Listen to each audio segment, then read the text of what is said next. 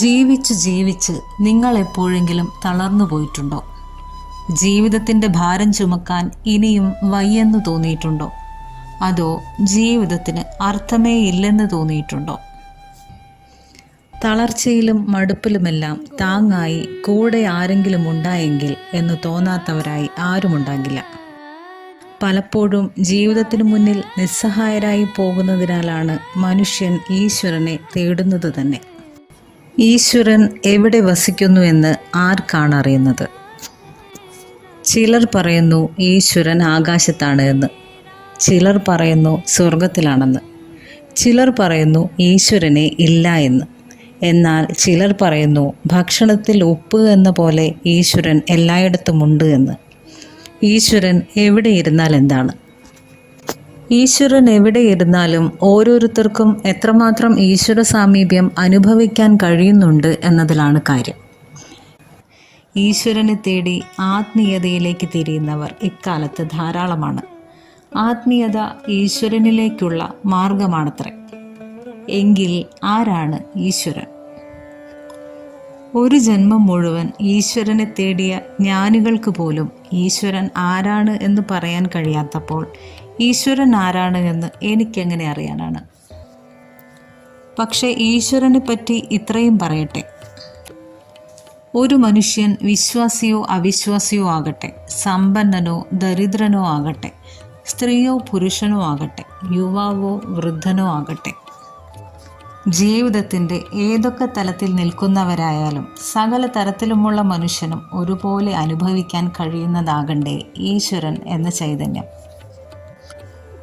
മനുഷ്യൻ്റെ ഭൗതിക ആവശ്യങ്ങളായ ഭക്ഷണം, വസ്ത്രം, വീട്, കുടുംബം, ബന്ധങ്ങൾ, സുരക്ഷ, വ്യക്തിത്വം, വിജയം മുതൽ ഈശ്വര സാക്ഷാത്കാരം വരെയുള്ള സകല ആവശ്യങ്ങളിലും തുണയും ആശ്രയവുമാകാൻ ഈശ്വരന് കഴിയണ്ടേ? ജീവിതത്തിൽ പ്രശ്നങ്ങളും വെല്ലുവിളികളും നേരിടുന്നവരായാലും ഉയർന്ന ലക്ഷ്യം തേടുന്നവരായാലും ഓരോ മനുഷ്യരുടെയും ദൈനംദിന ജീവിത ആവശ്യങ്ങൾ നിറവേറ്റാൻ യഥാർത്ഥ ആത്മീയതയ്ക്ക് കഴിയുമെന്നാണ് ഞാനിവിടെ നിങ്ങളോട് പറയാൻ ആഗ്രഹിക്കുന്നത്. ആത്മീയത എന്നാൽ ലോകത്തെയും ജീവിതത്തെയും ഉപേക്ഷിച്ച് ഈശ്വരനെ കണ്ടെത്തലല്ല, മറിച്ച് ജീവിതത്തെ പൂർണ്ണമായും സ്വീകരിച്ച് ജീവിതത്തിൻ്റെ ഓരോ പടിയിലും കൂടെയുള്ള ഈശ്വരനെ അനുഭവിക്കലാണ്. ഒരേ നാണയത്തിൻ്റെ രണ്ട് വശങ്ങളാണ് ആത്മീയതയും ഭൗതികതയും. നടുക്കടലിൽ ദിശയറിയാതെ തുഴയില്ലാതെ എത്തിപ്പെട്ട പോലെയാണ് പലർക്കും ജീവിതം. കാറ്റിലും തിരമാലകളിലും ആടിയുലഞ്ഞ് എവിടേക്കാണ് പോകുന്നത് എന്നുപോലും അറിയാതെയുള്ള യാത്ര. ഇവിടെയാണ് ഒരു യഥാർത്ഥ ഗുരുവിൻ്റെ പ്രസക്തി. ഒരു യഥാർത്ഥ ഗുരു കടലിൽ ദിശയറിയാതെ കാറ്റിനൊപ്പം എവിടേക്കെന്നറിയാതെ അലയുന്ന ആർക്കും വഴി കാണിച്ചു തരുന്ന, മുന്നോട്ട് നയിക്കുന്ന ശക്തിയാണ്.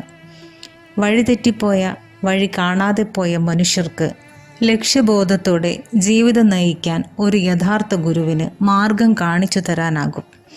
എന്നാൽ ഒരു മനുഷ്യൻ്റെ എല്ലാ ജീവിത സാഹചര്യങ്ങളിലും മുന്നോട്ട് നയിക്കാൻ പ്രാപ്തിയുള്ള ഈശ്വര സ്വരൂപമായ ഒരു ഗുരുവിനെ എവിടെ കണ്ടുകിട്ടും?